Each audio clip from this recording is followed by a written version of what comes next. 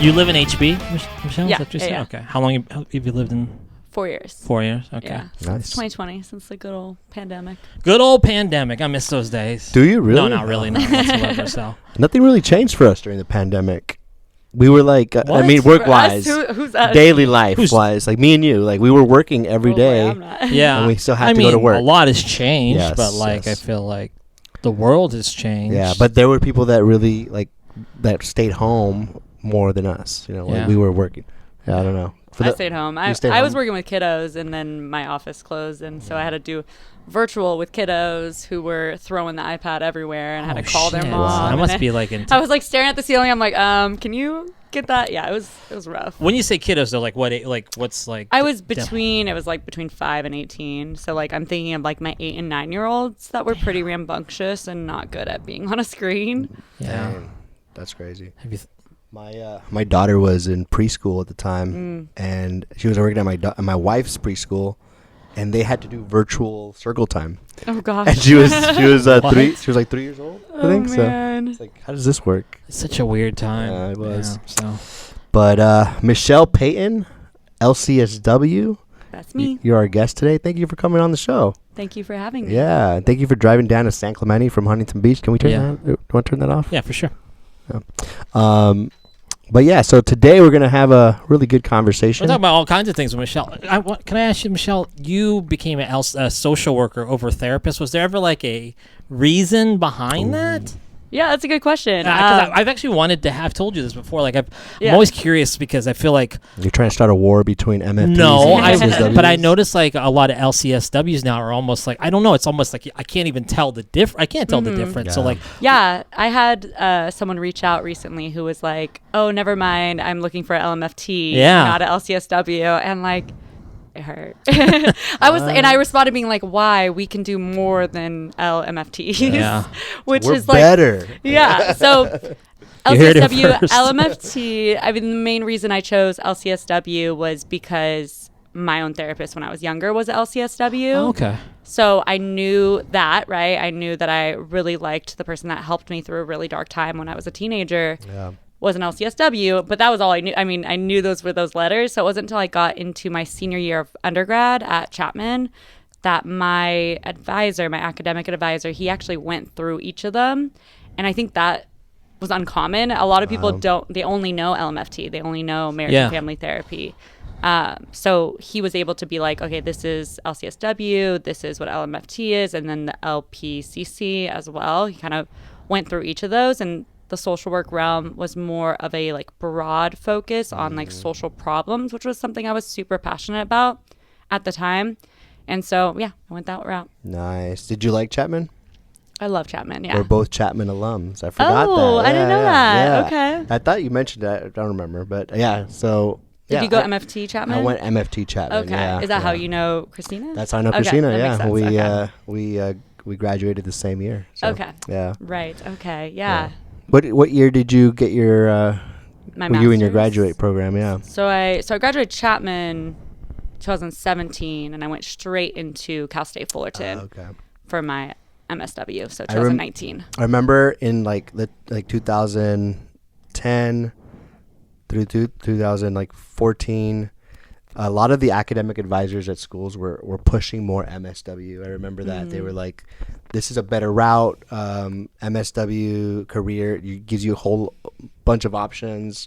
Where if you go MFT, then you just have this limited capacity. Yeah. People aren't hiring MFTs. I think it was true at the time.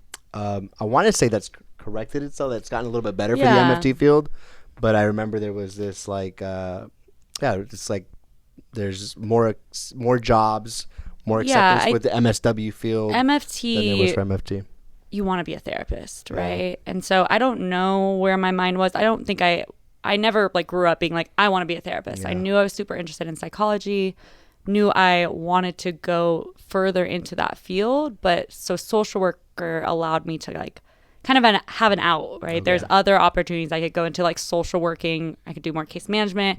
I could do more legislative stuff. Like there were a lot more different routes if I hated being a therapist. That's the hard part with like choosing a career. You're like, what if I don't like this? Like, Right. what am I going to do then? Yeah. So it gave that way to like, okay, there's other opportunities and other options. And I still think about that to this day of like, there's other options that I could do if needed. Yeah. That is great. So many people do get stuck in there, or people want to start all over again. Like they like, this is all I know. So like, yeah, that makes a lot of sense. So Michelle, how are you checking in today? I mean, anxious. Yeah. little bit of caffeine I thought would help me, but that doesn't help the anxiety. It just like, No. feeds it a little bit. But otherwise, I mean, doing good. It's Yeah. a beautiful day and start of the weekend. Yeah. Yeah. You? Nice. How you checking in? How am I checking in? I feel good. I feel where am I at? Probably all a little anxiety with the recording, but other than that, I'm in a good place today. I'm super. My head is everywhere, but like it usually is, so I'm very comfortable with that right now. Right. Self-diagnosed ADHD, right? Self-diagnosed ADHD. That's right. How about yourself, sir? I'm a mess. No, I'm okay. I'm good. This week's been kind of challenging. I thought. It's okay. Thanks, man. I this week I think I almost like had a panic attack when I was working. Oh, no way. It was like this moment of like it was all about control for me. I tend to like feel like I should be doing more in certain situations when I don't need to. And there was like 3 different things going on. And all of a sudden, randomly, I had this like Bee Gees song playing in my head. And I was like, what the fuck is going on with this right here? You know, the Bee Gees, you don't know. Why am I staying? It wasn't Staying Alive, wasn't that thing, but it was That's the like, only one. it was like More Than a Woman or something. I was like, what is going on right now? And then I referenced like in my mind, there's a movie called Silver Linings Playbook that came out like years ago with Bradley Cooper and Jennifer Lawrence. And like when he was about to have a panic attack, he had a Stevie Wonder song playing, but it was like a reference to a traumatic event in his life. But I was like, I got no attachment to the Bee Gees, so I don't know what the hell's going on. But I'm very heightened, but then, I was able to like ground myself by like, talking to other people. It's just about my experience. So I think it could be just tying into like some like big monumental changes going on in right my now, life bro. right now, Yeah. So, a lot of changes, a lot of changes, which I'm sure I'll talk about at some point in time. Gosh, dude. But but today, right now, I'm pretty excited, a little anxious because we have somebody new here that haven't really got to know her. But today, she's gonna share, she's gonna share her. So that's really cool. Yeah. So where do we go from here? I want to ask you what took you into the social services route. Like social work. Social work, yeah. Well, you said you were very interested in psychology, right? Yeah. So what caught your interest with that, I guess, initially? Yeah. Well, fun fact, I applied when I applied for grad or undergrad schools, I applied mostly biological sciences because I thought that's what I liked, or I thought that was at least the right career. My mom's a physical therapist, my dad's a chemist, so both very science-based. So most of the schools I applied, if not all, for that, for whatever reason, Chapman, I got in with psychology. Either they denied me for the biosciences, but by some blessing that happened.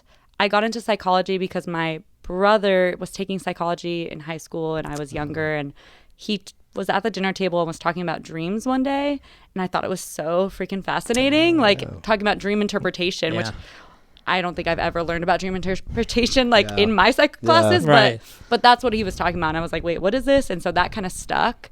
And so I've always been just really into that, just into the human brain and how it functions. Yeah, we had a coworker who was really into that, and it's like a whole niched little area within psychology, right? It was a big thing when I worked at the jail. So I worked at the county jail for 3-4 years, and it was a big thing at the county jail, or it was a big thing in the sense of clients would buy books on dream interpretation because there wasn't much that was happening, but it was hard to sleep, so they were having a lot of bad dreams, a lot of nightmares, and because of all the trauma and all that stuff. So it was a conversation in a lot of my sessions. Clients would be like, I had this dream of a rat and da-da-da, and they would know more about dream interpretation than I did because I never got into it. I've always wanted to, but I just haven't had that time to sit down and read all the books and all that thing. But it's really cool. Dang.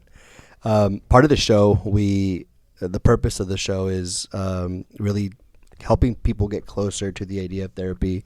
People who maybe haven't seen a therapist, feel maybe disconnected with the need to go to therapy. Mm-hmm. And we were talking about the other day, just I think we share the belief of everyone's got shit to work through, Absolutely. and even us as therapists and counselors and In your program, did they make you, when you were doing your MSW, did they make you go to therapy at all? No. So that's one of the big differences between MFT, MSW, is there is no requirement or no hours or whatever it is for doing your own work. Gotcha. I mean, they of course recommend it. I remember like day one orientation, them bringing that up because obviously we hear a lot of shit. We go through a lot of shit. Sorry, I can cuss. I already clarified. Cool. But yeah, so we experience all this shit, and if we just hold it in, we can get screwed. So they definitely emphasize that, but it was never required. So definitely, I know therapists that just didn't do it. Have never gone to therapy. It blows my mind that people haven't gone to therapy, but let alone people in our profession. Yeah. So you've been. Oh, saw I was not one of those people. I was all about. What was your like first experience with therapy like? Like how old were you? What was that? So my first experience with therapy, I was probably 15 when I first went. I remember like one of my first therapist was a woman. She was a associate. I like know that. I know she was an intern, so I'm assuming associate or even still in school. There was nothing wrong with her, but I hated it. I hated her, not because of her, but like just I don't know. Wasn't a vibe. It's not always a good fit, right? Yeah. So I ended up. I guess I advocated for myself and said I didn't want to go back to her, but I wasn't closed off to therapy because I ended up being like, I want a male therapist. And that's how I got my therapist. Yeah.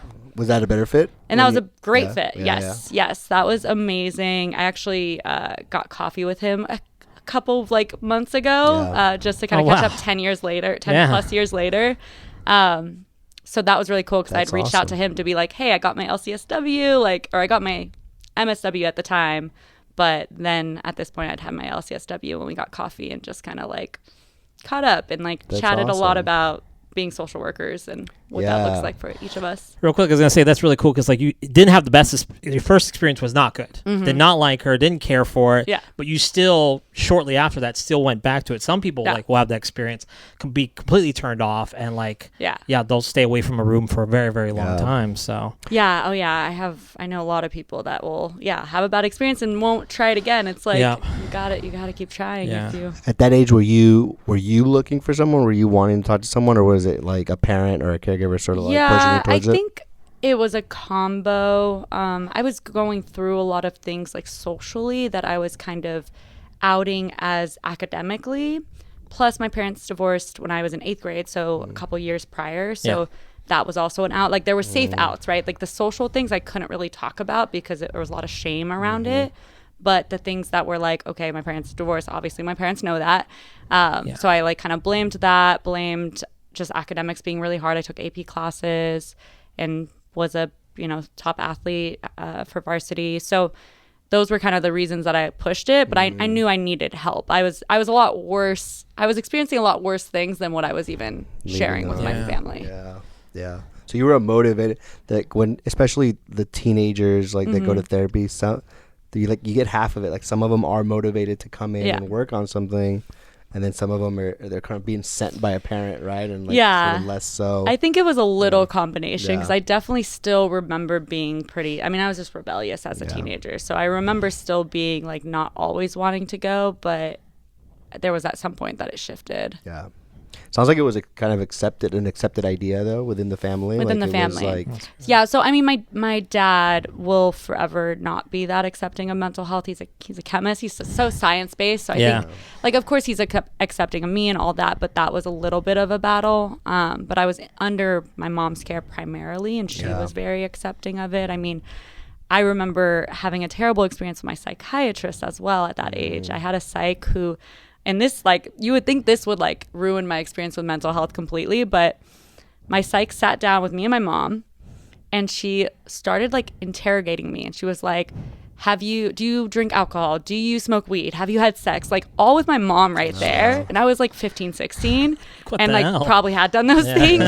And my mom, like, wanted to leave, and she wouldn't let her leave. So I'm pretty sure I abstained from answering most of those questions. And, like... But my abstaining was still pretty obvious. So it was kind of nice though, because my mom like didn't get mad at me because it wasn't my fault, and she felt really bad about that. But that was I've had some bad experiences with psychiatrists. and good experiences, but They don't get a lot of like behavioral education, right? Yeah. I don't know if that's changed recently, but I remember a lot of psychiatrists talking about, like they get like a course or something in behavioral health. Yeah. And it's like, a lot of people who have an MD license, they don't have the same level of skill as like a LMFT or an LCSW, I would say. Yeah, and that goes for psych as well as Yeah. health, like primary care physicians too sometimes don't have like the best bedside manner or the best like social, right? They're more like science-based, medical-based, just trying to solve, A plus B equals C, as opposed to looking at all these other factors that are feeding into how we present. Yeah, we don't trust doctors in this show, actually. Oh, yeah? I don't want to shit on all like psychiatrists, but I think a lot of times clients will be like, I'm like, have you seen a therapist? Well, I have a psychiatrist. I'm like, go to a fucking therapist.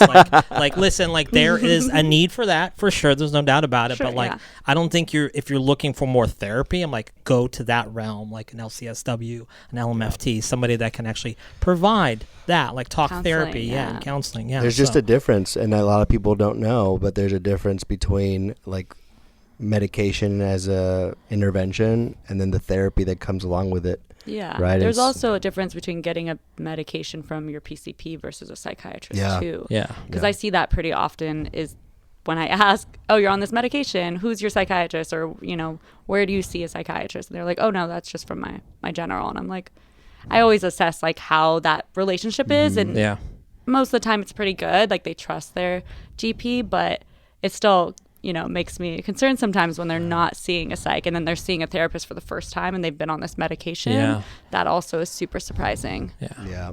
And there's like, I think so many studies that for it to be effective, they really have to go together. Like you can't, I'm sure some people get better with just the medication, but I don't know what is even better. Like, is it just kind of numbs out that feeling a little bit, right? And you just feel a little bit better, but but there's still more work to be done. Best when you're doing, psych, when you have medications, therapy, and then social support. Those are like those three winners. Like, but not them separately all together. Yes, is going to be helpful. And I'm talking about someone who has more of a mental illness versus just lower level, but yeah.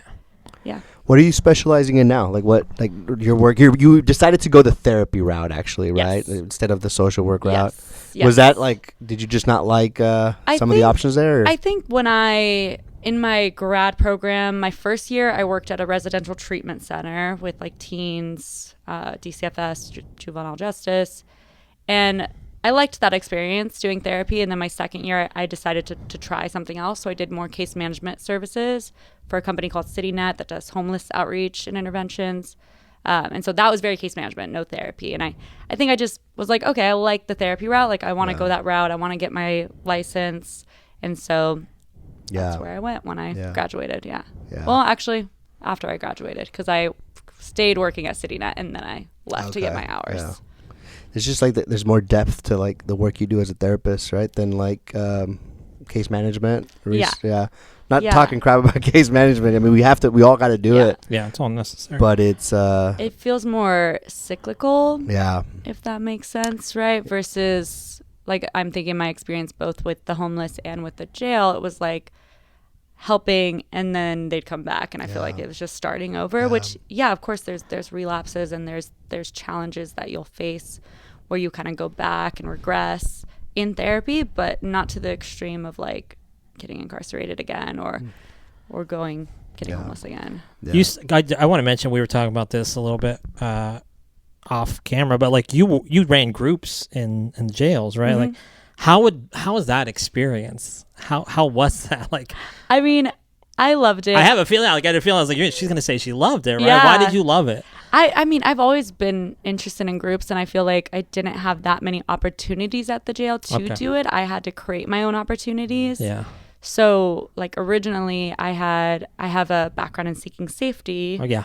Which I'm sure, familiar with of PTSD. Oh, yeah. It's PTSD and substance use. So, I was able to like kind of get one of my clinicians to get some people that would meet that criteria. Yeah. And so I ran groups there. And then I also ran groups with the LGBTQIA community. That was before I left, that was the population that I was assigned to and working with. Yeah.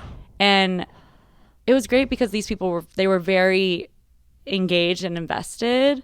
Unfortunately, a lot of them weren't probably going to see the light of day for a while. A lot of them were going to be in there for a bit, but it still felt good to, provide a safe space where they could all, meet up, communicate, express their feelings, and learn some coping. Were they pretty receptive to like mental health? Pretty groups? Receptive, Yeah. especially, I think especially in the LGBTQ. It was a specific pride program that was run where they had groups like all day. Yeah. And so I ran like a process group or affirmative therapy group. Nice. That's cool. Yeah. It was cool because I was also like working with maybe like 15, 16 people. And a lot of times it was like one-on-one and we'd have to have security present. But like I didn't really, I never felt unsafe in that situation. Yeah.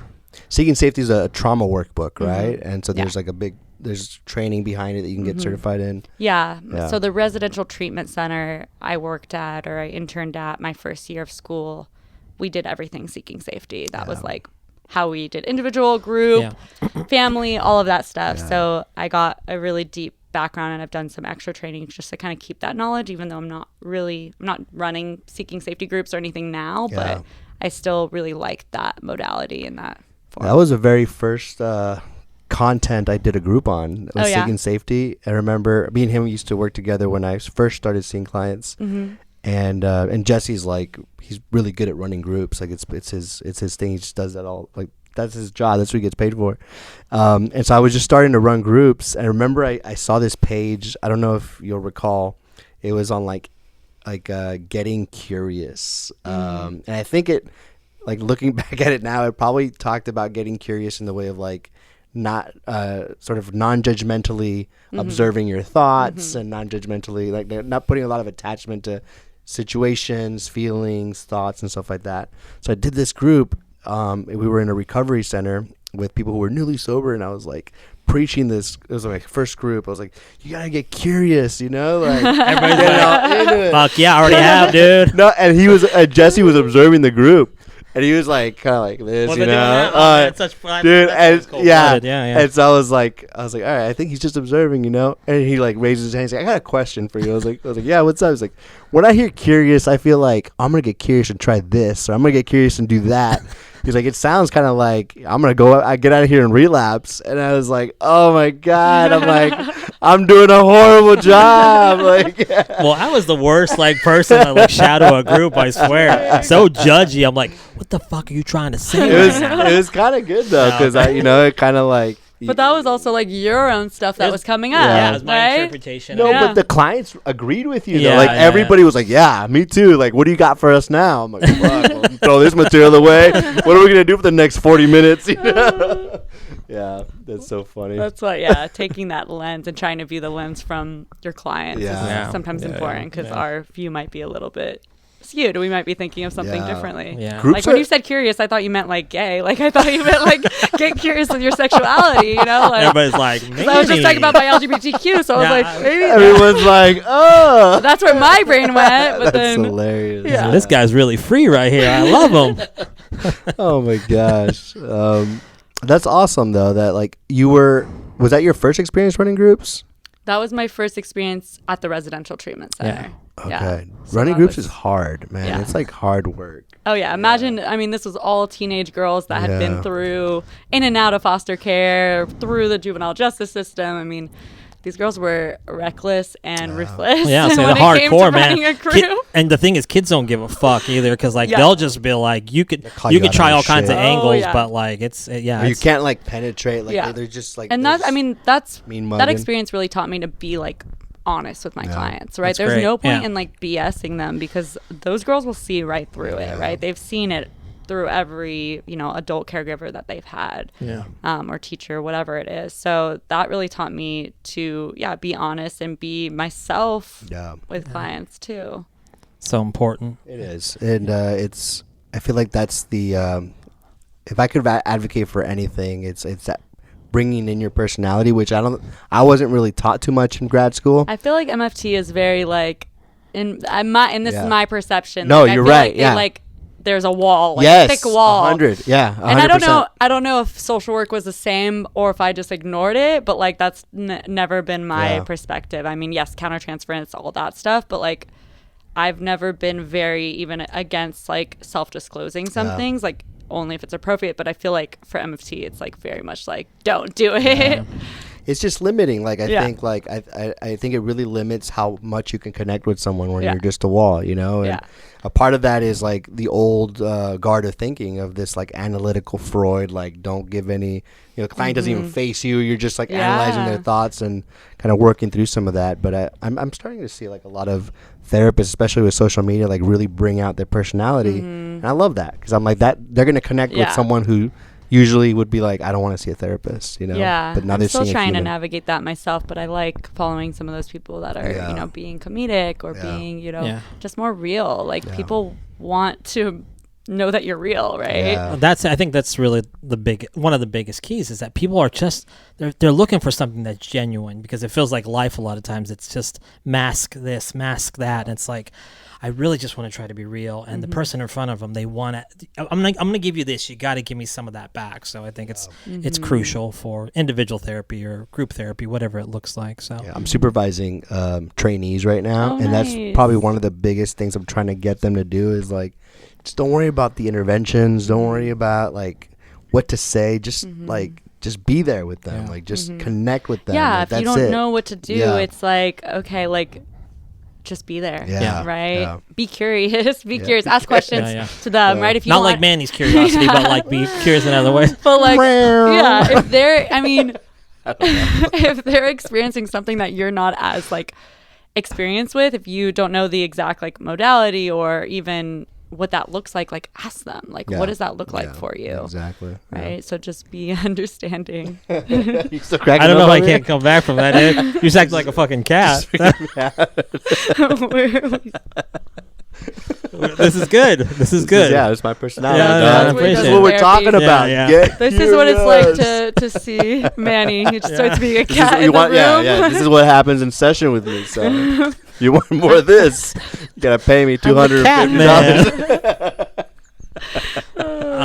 You have can we talk about something? We can transition right now, please. Let's talk about what I'll be stuck on this all day long. What I do. We're gonna transition right meow. So you have experience working with eating disorders, right? Yes. Yes. Could I say I remember one of the first clients I ever had in a San Clemente treatment center that we worked at. I remember she was opiates, heroin, and eating disorder. And to me, and I'm also very inexperienced with it, but like to me, don't get me wrong, the addiction is a challenge, but the eating disorder to me was like in a lot of ways like a monster I could not like tame. Like it was just so, I think everything tied to her using was because of that. And like it didn't matter. I don't say it didn't matter what I say, but like it was just so hard to like chip away at that. And also I would say the environment she was in didn't really support that a lot. Like what, you know, because sometimes I'll see people come into certain programs that's like the eating disorder, like they're like, well, they got an addiction or they have mental health, great, like, but like the eating disorder kind of gets like not looked at. So like, I just want to share that because to me that was real. That's why it's really cool to have you on, somebody that has worked on that in the field. So like, why did you get into that? What drew you into the working with eating disorders? Yeah, so I think honestly, it more chose me in a way than I chose it. Like, I don't think there was any point where I was like, I want to work with clients with eating disorders. Yeah. What happened for me was I began, I guess I'll go back of like, I began getting EMDR trained. So I got my EMDR training. Real quickly, just for anybody that's like, what's EMDR, right? Yeah. It's we define it every show. Yeah. Shut up. Gaslighting. EMDR, it's a training modality or therapy modality that stands for eye movement desensitization reprocessing. It was created by Francine Shapiro pretty much for trauma, for PTSD, but it's been expanded to be helpful for a lot of different people. But yeah, the way it works is it uses eye movements or other ways of what we call bilateral stimulation, which is ultimately just kind of stimulating the left and right side of the body, but also the left and right side of the brain. Yeah. And it allows you to integrate memories from your past and logic from your past, like emotional beliefs, and integrate your logic from current. So it allows your adult brain and your child brain to kind of come together for you to process past memories and make them feel less scary. Yeah. And I think the benefit of that being like the symptoms really reduce when you can reprocess some of that, right? Yeah. Yeah. And I mean, I can share how I got into EMDR if you guys are curious. Yeah. But yeah, please. Yeah. So going back to me working at the jail last year, maybe a little bit over a year ago now, I lost my client population I was working with. So I was working with females for the first couple of years at the jail. Absolutely loved it. Yeah. Not everyone liked working with them, but I did. And unfortunately, they had to move back to women's jail. And in replace, I got the pedophile population, like the sex offender population. Oh, wow. And so that was about like February of last year. And that just brought up a lot of things for me. It was really challenging for me to kind of go through. And so that was when like I never had like PTSD, but I was having PTSD symptoms. Like a lot of trauma that I'd had in the past kind of came up, and I was struggling to like function at work. I had to bring down my hours at work. I basically found an amazing EMDR therapist from San Juan and did intensives with her. So intensives are like if you do therapy for like 2-3 even more hours sometimes. Oh, dang. Yeah. So it's very popular in EMDR because you can process so much more if you're like staying with it, but it can be very emotionally draining. Yeah, I was going to say that sounds taxing. Yeah, but it can be so beneficial. And I needed like not a quick fix, but like I definitely needed something to help me manage my symptoms so that I could go to work every day. What was, if you feel comfortable sharing, what was the hardest part about working with that community? I would have a tough time too. I wasn't expecting it, and it was hard too because I didn't want to push it on anyone else, since a lot of my coworkers like have kids, and I like think that would be a lot harder as someone that doesn't have kids. But the hardest part was I felt such a like cognitive dissonance of I want to help, but then I would go home feeling guilty about helping. Yeah. And so that's when I was like, okay, this is it wasn't interfering with my work because I was still helping, but it was really messing me up when I got home. I also had a really bad experience when I first started. I had this guy who I think he was just being a dick, but he basically was like, I'm a pedophile. Like, it's fine because in other countries, it's okay to be with people that are younger. Yeah. Dude. And like, he literally was like messing with me. And the next day he was released. And I like saw his charges and they weren't even like related, but he was still in this population. But it was just like, now I have it that this guy is like out on the street after he just like messing with me or not. Still said that. Yeah. So that was like the first week that I got the population, and it was just downhill from there. I can work with like a lot of different issues, and I think I'm pretty flexible when it comes to like whatever presents in my office. But that's just one thing where it's like, I got this like, and I've never experienced it before until I think one time we were talking to a potential guest that does the same thing, and I was like, ooh, this just hits my like moral code so bad. Like I don't know that I could. It was like, I mean, it's fine. Like I'm very much like I can help whatever's in the room, right? I'm there, but that's if it's like one client, two clients, like a week. I was probably seeing, at the jail I see up to 20 clients a day. So times that by 5, that's 100 clients that are all in this category. So it just built up for sure. But so that's how I found my EMDR therapist, and then basically quit the jail. And in order for them to like keep me, I said, you're going to pay for my EMDR training. And so that's how I got my EMDR training. Nice. And then stayed at the jail a little bit longer. It's like over $1,000. That's good though. Like kudos to you just for recognizing one that like you need to go into treatment yourself. Like that, I feel like that's probably super hard for us helpers to do. It's I need to take a step back. I need to do my own work and kind of be able to, show up in a room with someone. And for, changing career path. I'm sure that wasn't easy, right? Well, but it's like in those moments too, I needed to communicate with my bosses, and that was really hard because my boss was someone that like I looked up to. Like I knew like from all my personal evaluations, she really liked me, or I'm trying to think of the more like professional way, but like but she valued my skills. And so for me to have to come to her and be like, hey, I'm really struggling with this population, like I need help, like that was super difficult, but I Yeah. knew I had to do it. I was only doing a disservice to me and my clients to continue. So, but yeah. Wow. Yeah, that is wild. Any But- questions around that? No, I mean, I kind of just touched. So she went to the EMDR, and then kind of going into the eating disorder. Yeah. So EMDR. So then I started doing private practice as an EMDR trained therapist, and as a therapist who also, I should say, has a background as a personal trainer. So I'm a certified personal trainer. That's right. Yeah, and yeah. fitness nutrition specialist as well. I got that. I mean, I became a trainer around the same while I was in school. Okay. So I was training the same time. So I've been a therapist and a trainer about the same amount of time. So how it found me is more my profile, right? My Psychology Today, whatever it is, just described someone who was also a personal trainer who had a background in health, mind and body, and trauma. Mm-hmm. And people would see that who were looking for a therapist and would choose me, right? So then I'd get assigned to these clients, and eventually noticing this pattern, like, oh, I'm getting a lot of people with either disordered eating or actual eating disorders. And so that just kind of built my curiosity a little bit more. I obviously had a background just in working in kind of the health field, but that's what like made me be more specialized in it. Then I started going to eating disorder conventions in San Diego and doing extra trainings for eating disorder, and yeah, that's where I'm at. Nice, yeah. And what's it like working with that population for you? Is it, when I think about eating disorders, and I've had a few clients in treatment mostly who Jesse mentioned, it can be a comorbidity with substance use. Mm-hmm.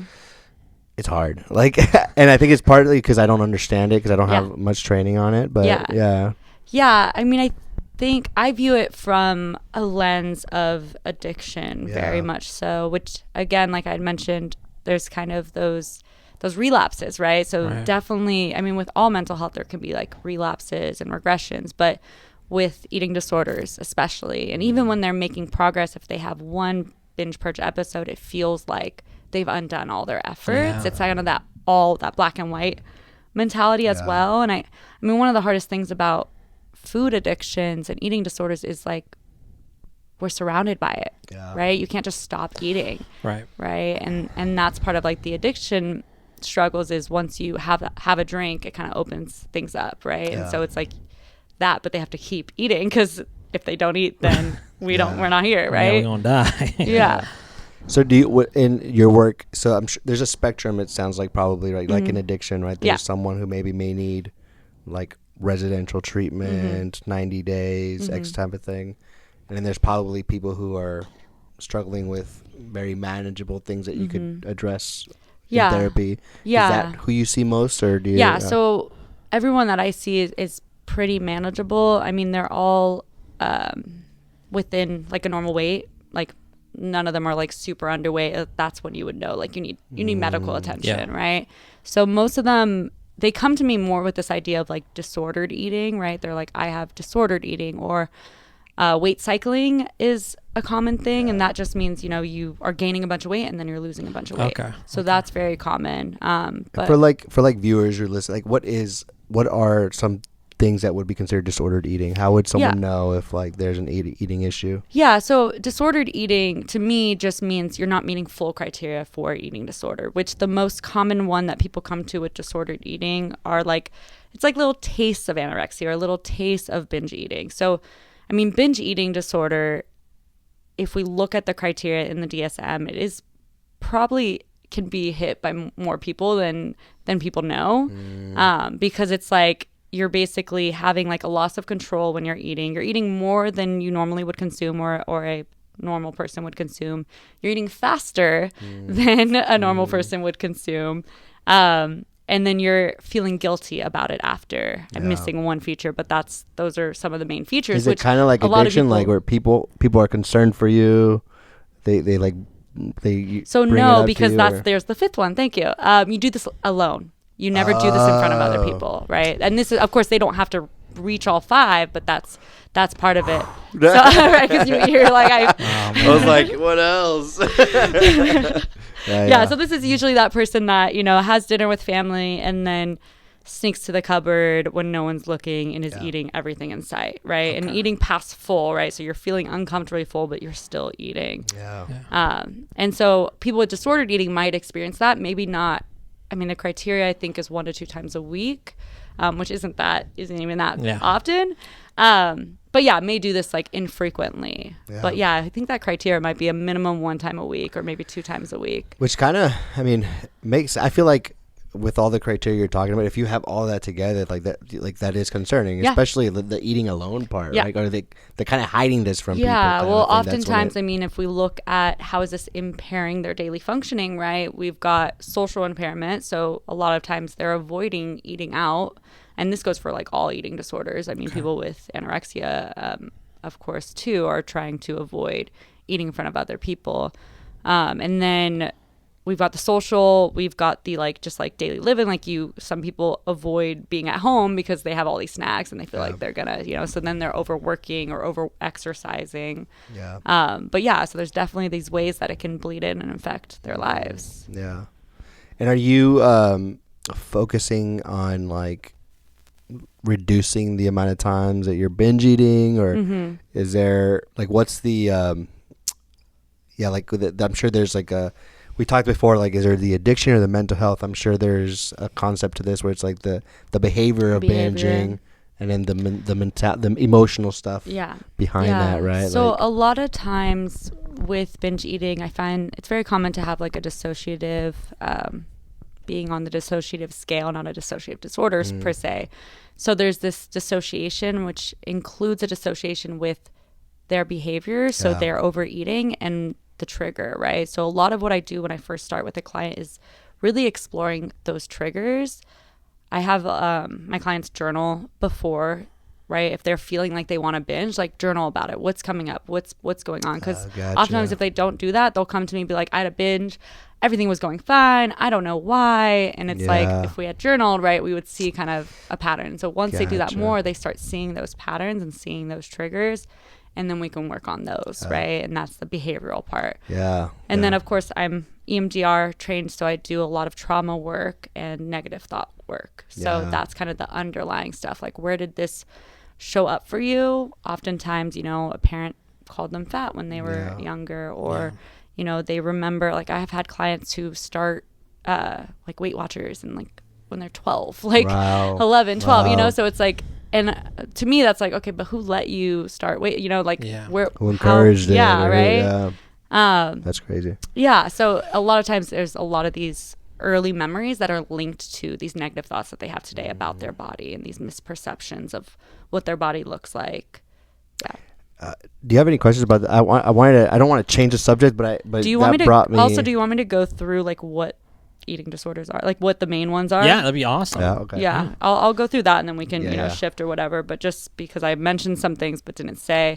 So I mean, anorexia nervosa, that's the one where you're under eating, usually underweight. You might be restricting either calories or restricting with exercise or overdoing exercise. There's bulimia, which is when you are binging and purging could be throwing up, laxatives, or over exercising sometimes too. And then there's binge eating disorder, which is just the binges with no purge. The other ones that are less common are ARFID, which, have you guys heard of ARFID? I brought this up to someone recently in session because their daughter seemed to be presenting with it, but it's avoidant restrictive food intake disorder. Picky eaters. Okay. So people who are extremely picky eaters, which I've seen on the internet, like I saw a video of this guy who like only eats mac and cheese. Like that's all he eats. Like different kinds, but only mac and cheese. That's horrible. Yeah. So like that's a version of ARFID. That's avoidant restricted, right? So this is basically the people that like only can eat certain things. They have a lot of fear when it comes to foods that are outside their norm. Often seen in children, especially children with ADHD and autism. But yeah, so that's another one. And then body dysmorphia, I think is less like talked about, but it's so prevalent. That's what I was going to ask especially you about. Especially for females who grew up with, America's Next Top Model and all that stuff. I mean, body dysmorphia, what it takes is that you have a negative, persistent negative belief about your body, right? And then you're constantly either mirror checking or like comparing yourself to others. That's like pretty much it. There's one other criteria that I can't think of, but it's like this you're very focused on how you look and how you compare to others, and it's this constant like need to be skinnier, need to look differently. Yeah. Orthorexia is kind of a version of this, and that's when you're like obsessed with being muscular. So that's very common in like the bodybuilding space.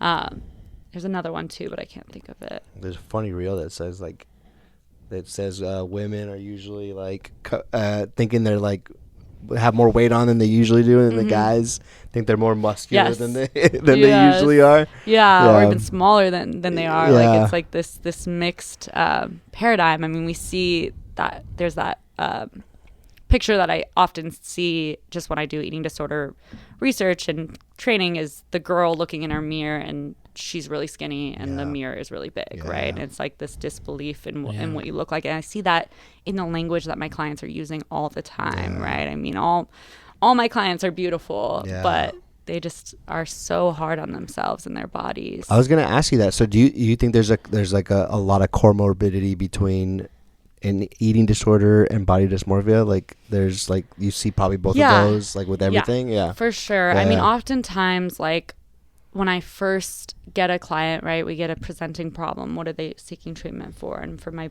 disordered eating clients, it's the binge eating or whatever it is. But like as we talk, I'm like, oh, you also definitely meet criteria for body dysmorphia. I mean, some to the extreme of like, once I meet them more, I'm like, oh, you've literally like gotten all these, like you got surgery to like change your chin or whatever, you know. It's like so it's like that extreme version of body dysmorphia where you literally are changing parts of your body, like because now we have so many ways to surgically change our bodies, or even like changing different parts of themselves.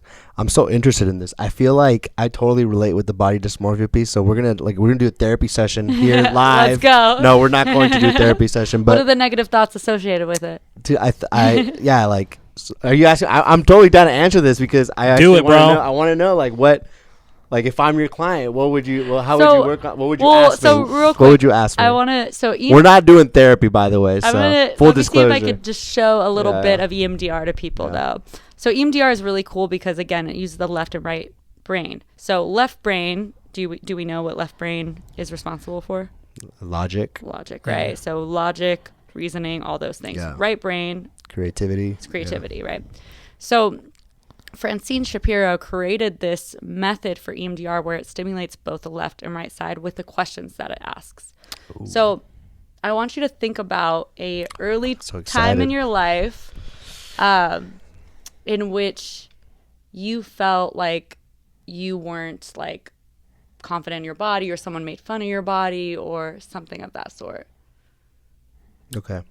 What is it? Can you give me the example? Whatever's comfortable to you. Yeah. So I'm, I don't know what age I am, but I'm playing soccer. Okay.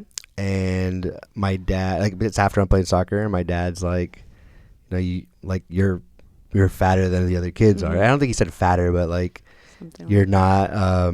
Maybe you're bigger than the other kids. Okay. Yeah. So he's creating this image, right? Yeah. Image is right brain. Now I'm going to ask you, when you think about that image, what negative belief do you have about yourself? That I'm fat. Okay, I'm fat. So now we're using logic. Left brain is that cognition, logic. I'm fat. So then we're going to go back here. So now when you think about that memory, what emotion do you feel? I feel... I'm not going to do a good job of this. I feel criticized. Okay. I feel shamed. There we go. Shame, yeah. And on a scale of 0 to 10, how disturbing does that memory feel? From 0 being not disturbing, 10 the highest disturbance you can imagine. Back to logic. How disturbing is that memory right now? Mm-hmm. I would say 3. Okay, 3. Yeah. And so then we'd go back. Where in the body do you feel that? I feel it in my chest. Okay.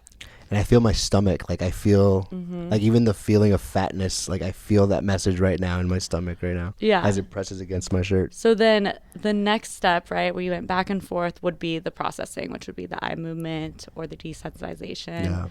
Yeah. I could do a quick exercise with you if you want to like reduce that disturbance, but I don't know if we have time. Fuck yeah, dude. I got time. Can we do it? Yeah, Okay. we got time. Okay, Yeah, of so course.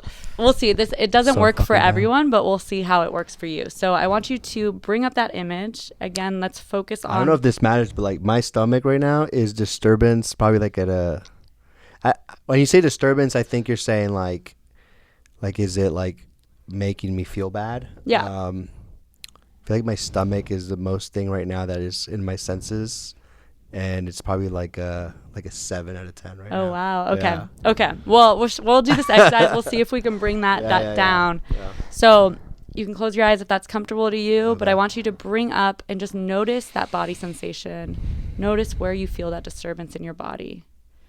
Okay. And now I want you to imagine that disturbance in your body is energy. And imagine it's a spiral of energy. If it was a spiral, which direction would it be going? Clockwise or counterclockwise? Clockwise. Okay, so just notice it going clockwise, and then gently with your mind, switch it to going counterclockwise. Shit, that's hard. So just imagine it going the opposite direction. Okay. What do you notice? I notice, yeah, I'm definitely less of I'm not, yeah, fuck yeah. Damn, that's wild. So that's the spiral technique. It's Holy an EMDR technique. shit, That's yeah. for kind of reducing. Like if I end a session, so what we just did at the Damn. beginning, if I went into processing and we still ended at like a 3, I would usually do a resource. We call them resources in EMDR like that to like bring it down at the end of the session, right? Because with trauma work, you want to open them up, but you want to kind of close them up at the end. So we're not just like leaving you with this distressing memory. So yeah. That was sick. So it had this like when it was going clockwise, and you told me to make it go counterclockwise. It was like fighting. It was like It was like not easy to do. It was like almost like I had to really work for it. And then once you worked for it, it was like, oh, I can dude. overcome And this. I swear to God, like I feel right now like what number are you at? probably like a 2 or 3, like maybe 2. 7-2. I'll take Holy great. crap, Good job. dude! And thank you for Yeah, sharing for that sure. experience and everything. That's so wild. I love that. Oh my Yeah. gosh. So that's Yeah. kind of what I do. That's so sick. It works. Yeah. This is not a paid promotion. That's amazing. Yeah. And then again, just with the disclosure of this isn't therapy. If you are interested in seeing a therapist, or you're worried about some of the eating disorder stuff that we're talking about today, make sure that you consult with someone, consult with a professional. Yeah. Don't do this at home by yourself. Don't do it on your own live podcast. Yeah, exactly. Yeah, don't do that. All right. So I just gave a bunch of, examples of the eating disorders. I'd love to hear. You had mentioned there was a article about a different type of one. Yeah. Well, Brandon, what's up, man? How are you doing over there? I found this drunkorexia, right? Is that what I told you it was? So Yeah. I saw this article. A psychologist said it's like there's been a rise in this particular issue, and Brandon's gonna like fact check me, right? Exactly. Okay. So what it is that people have been like, there is a super hyper focus on our body. I mean, that's because of social media. It's even stronger and stronger all the time. So. Brandon, is it something where like people they're abstaining from like eating, to either work out or just to drink alcohol more heavily, but it's becoming, help me out, bro. No, I'm reading your face. You're No, that's right, that's You're right. Yeah, he'll correct you if you're wrong. Yeah. Is that what it is? The words drunk and anorexia refers to a worrisome trend that combines alcohol abuse and disordered eating behaviors. So a trend that combines alcohol abuse and Yes, disordered eating it's a combination behaviors. of these both, right? So what people are doing now, though, is they're either restricting their eating so they can get more intoxicated, and also at the same time, I think, maintain the physical appearance. Yeah. So because- what I'm conceptualizing it as, right, is like they are trying not to eat anything. They know alcohol is calories, right? Yes. The worst Oh, yeah. kind of calories. Right, yeah. Wait, That's the really? one thing. No, just kidding. That's the one thing where people yes. don't like. I think they want to go on a diet. They're like, but I can't drink. So like, Get that I can see why this Modelo- that drunkorexia Modelo thing Oro, is you know, a big like- deal. Yeah. So go ahead. Sorry. Yeah. So I mean, alcohol is calories, right? So if someone wants to maintain a certain body weight, right, they would have to think about their overall caloric intake, right? So someone who's trying to lose weight wants a caloric deficit. Yeah. So if they eat food and then alcohol, they're going to be out of that caloric deficit. So it sounds like what people are doing is just not eating so that their calories are all alcohol, which is terrible for your body. How bad is that, right? Yeah, I mean, it's, oh man. So just nutrient wise, like holy crap. So I mean, you're like, getting no nutrients. I mean, these are empty calories. This is poison. Alcohol is poison. it's a shallow way of looking at like your diet and your health. Yeah. So it's like you're getting so little nutrients. You're getting, I mean, and then, I mean, have y'all drank when you haven't eaten anything? Like, right? It's like, I will say I've or any subs like caffeine when you haven't eaten anything. Oh yeah, that's, anything like really messes you up. I know that there was times like I would go out and like whenever I would like, I'm like, I'm not gonna eat because I'm like almost like I'm already feeling that. Let's just go all the way. I don't need to eat. I'm gonna get more like intoxicated. More. It almost gives you reason to be like, oh yeah, like that way I get there faster. You know, like save money. Yeah. So right. That's what you're trying to say. Yeah. Okay. Sorry. Thank you. My bad. Yeah, I'm surprised that I haven't like seen this at all in my practice. But now I probably will. But I'm thinking, like, I'm trying to think of my clients right now. Yeah. See if anyone has. I've had friends that do this a lot though. Yeah. Like, and then even some friends, old friends who like they're really into fitness and they look great, and they purposefully like they'll like after a night of heavy drinking and eating like shit, they'll just work out for like 8 hours, and I'm like, damn, dude, how do you have that resolve? Or they'll go for a like 4-hour run, knowing that like I'm going to spend the next 8 hours like day drinking and going crazy. So that's kind of what society has taught us. They like normalize. That's the thing about eating disorders and about disordered eating and binging. All those things have been so like normalized and sometimes even like made to be okay. Like you know, like are like this is what this is the diet that you need to do in order to look like this famous person, right? And so it's like but ultimately that 8-hour workout, that 8-hour run, whatever it is, like you're punishing yourself. I mean, that's often what it is, especially if it's post-eating. Yeah. Right? And that's a behavior that is very common, is this punishment. And it's all because you have these negative beliefs about yourself, and so you're punishing yourself for... Such a good way to put it, a punishment. Yeah. You're punishing yourself for something that you couldn't, maybe you don't have you didn't have discipline over drinking, right? Like, very common for like people that have binges, right? Like, and aren't the purge type.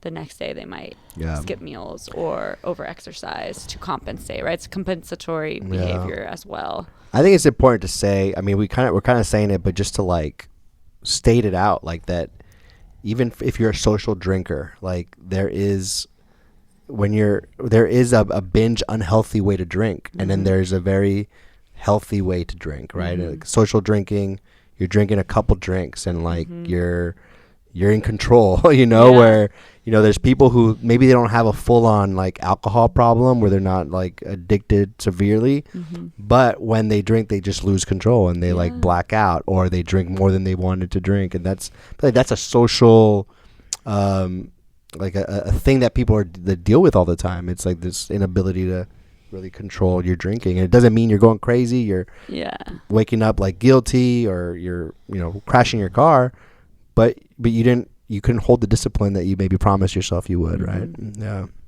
Yeah, thanks for that. I was kind of covering that drunkorexia thing that I heard. Like, I don't know, it's like maybe another buzzword like we hear a lot of. So it's but the trend of like body image issues, it's going to continue. I mean, like I'll turn on like I'll be on Instagram and I'll see like this is the workout for somebody over 40, right? And you'll see this ripped guy who's like, if you do this, you do that. I think instantly my brain's like, oh, I can look like this, and I'm like, fuck that. They're like, I'm like, but the reality is like, no, I mean you could, but it's just like it's not that easy. But we're almost like, I don't look like this, and this guy's in my age category, and he, and I should look like this. Yeah, I should look like this. That's what it is. Like, unfortunately, social media has created for a whole generation now, like, this is what we should look like. And if you don't look like this, then, like, you're kind of out of it. You're not, like, you're not with the trend, or you can't connect with us. So you're alone. You're an outsider. But would you guys agree that I feel like there's a healthy way to look good?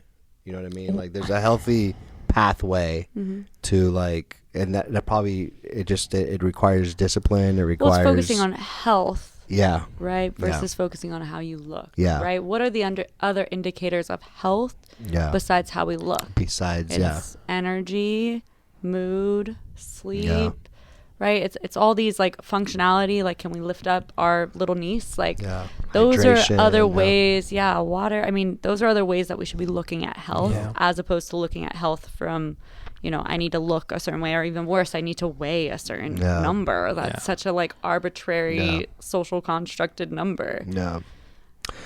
What do you think about me and Brandon over there? We went on the. Have you heard of 75 Hard? Yeah, I did that this year actually. What do you think about 75 Hard? Is it something? There's a lot of polarization around Absolutely. it being like unhealthy, and then Mm-hmm. some people do it. Obviously, like Yeah. I like the challenge of it. Never finished it, but Yeah, I was what gonna do say, did you finish it, and what I did not. happened after? So the problem with 75 Hard, the problem with any diet that is a time constraint. I think I had a client wanting to do Insanity again for 60 days, and the problem is the after. Yeah. Right? Yes, you can do 75 Hard, but what's going to happen after? I mean, what if you're someone who's like a binge drinker? You do 75 Hard, you don't drink for 75 days. What are you going to do after? I mean, that, you're going to like, binge worse than you slingshot would effect, before. yeah. Yeah. So, and then, if you, it's only helpful if you focus on the habit. So I did it this year. I did it January 1st up until I did it with whole group, and only a few of us finished it. Nice. Which is fine, but it was about the habits, right? And for me, the takeaways that I kind of like shared on my Instagram was like, I was able to like go outside more and value the outside, right? So maybe I'm not going to do 45 minutes of outside walking every single day if it's not sustainable. I'm not going to wake up at 6 a.m., But if I can get outside, I'm going to get outside, even if it's 10 increments at a time, because I realized that was super valuable for me. I realized drinking alcohol didn't need to have a place in my life, so I don't need to do that, So it just is about like what your takeaways are and like what habits do you want to go into afterwards, as opposed to stop and done, which is what a lot of people do. Same with, I'm coming from a bodybuilding space. I used to compete as a bodybuilder. Same idea. When you do a cut for a show, great. Yes, it's not that healthy at the end, but it's also about how you get out of it. If you just eat all the donuts every single day afterwards because your body's so depleted of calories, not healthy and like not going to be helpful. You're going to gain the weight all back, and what for, right? So it's like you have to go out of it, what we call reverse diet, in a similar fashion than you went into the diet. Yeah. Good thoughts. Anything else you want? No, I mean, like, this was great. Like, it was one of those moments again where I'm just kind of like into the conversation. I'm like, oh yeah, I'm doing a podcast. So like, We've never done anything. I forgot we were doing a podcast. yeah, no, good. We've never done anything like what we did right Yeah, now. That's cool. So that's gonna be sick. That was really, really. I'm cool. actually Yeah. excited. No, I that think, looks. there's just, I think it's important to talk about. I had mentioned to you before we started, like when people that come into treatment to address their alcoholism or their addiction, like the one thing they hold on to is like, I still need to work out. And I'm just like, you haven't been focusing on your mental for so long, but the physical is something, at least it presents, I think, to people like, I'm okay. I'm not as much of a wreck as I'm inside. So like, it is body images, all that stuff is just, it's such, I don't want to say it is, it's a hot topic and will continue to be a hot topic. So I appreciate you coming on and just like breaking that down. Cause like, to me, I was like, oh wow, like, there's so much to it. Like we can talk forever on this subject. So I met a gym buddy at the gym that I go to, and he just looks good. He's he's yoked. He's yoked. Yeah. And he knew that I was a therapist, so we were talking. He's like, I'll tell you the truth, man. Like, you see all these guys that are like looking great. He's like, we all feel like shit on the inside. I feel like he's like, and that's why we do this, like to overcompensate for some of the emotional stuff we go through. That was really cool. Yeah, I was like, shit, dude. Yeah, I Like, have a client that like day one was just like, I listen to heavy metal and I work out because I can't deal with the shit that's going on inside. It's like then there's that. It's like one thing to recognize it, but like, is anyone doing anything about it, right? Like, because working out is a healthy coping mechanism, absolutely. Yeah. Healthier But than if it's your drinking, only coping mechanism, I think a lot of my clients, what I have to work on is like, it's great that when you're upset, you can go to the gym, but you can't go to the gym every time you're upset, right? Like if you're in an argument with someone, you can't just be like, bye. You can, but it's not, it's can not become reasonable. dependent on it. If you're on vacation or away from your gym, right? And then, so developing other coping strategies that they can use in those moments instead of, and especially like my training in EMDR, I got it from the PTI, which is like Personal Transformation Institute, and they do a safe EMDR. They Deborah Kennard created it, but it's somatic and attachment focused EMDR. So it's focused more on like body sensations, right? Like we talked about, as well as attachment. And what this does too is a lot of these people that like to work out, if we can connect them to their bodies more, it can help them, right? If we can develop coping skills that are very like somatic and like feeling, it can help them, because then they are still doing something active without having to drive to the gym. Yeah. That's amazing. Yeah. Thank you so much Yeah, for thank you coming so on much, and Jennifer. for Yeah, your of course. knowledge. Yeah. Do you have anything that you want to talk about that you're doing, or Any plugs, anything promoting right now? Nothing crazy. I mean, just I'm on a private practice, so my mental climb. But that's about it. I'm accepting We'll share clients. the website. You're accepting clients. Yeah. So that's it. And obviously, we saw your work. Yeah. So get EMDR, done today. Like, that's disordered amazing. eating, Yeah. Anxiety, depression, all that kind of stuff. Cool. Yeah. And then we'll share your social media, because you're promoting on there too at times, right? Cool.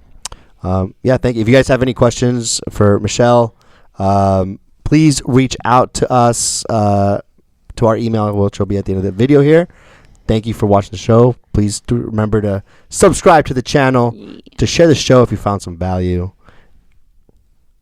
Brandon, thank you so much. Check in on your friends. We're done.